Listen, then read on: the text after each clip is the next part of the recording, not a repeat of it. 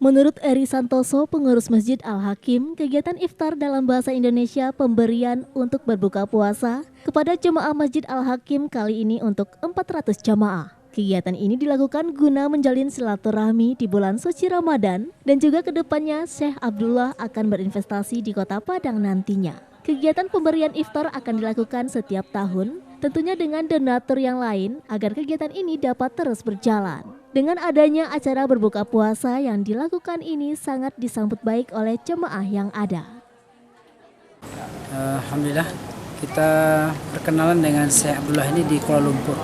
Sekitar 3 bulan yang lalu kita diperkenalkan oleh Sespri atau setiausahanya Perdana Menteri Dr. Zulkifli Johar.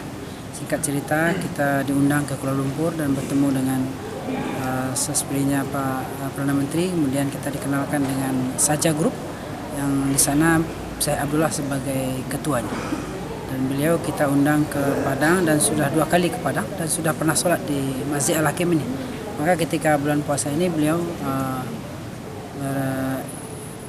berinisiatif untuk melakukan iftar di hari ini di Masjid Al-Hakim. Harapan kita saya Abdullah dengan Saja grupnya segera menuntaskan keinginannya untuk membantu Sumatera Barat dalam rangka mengundang kawan-kawannya di Turki dan di Qatar untuk segera berinvestasi di Sumatera Barat.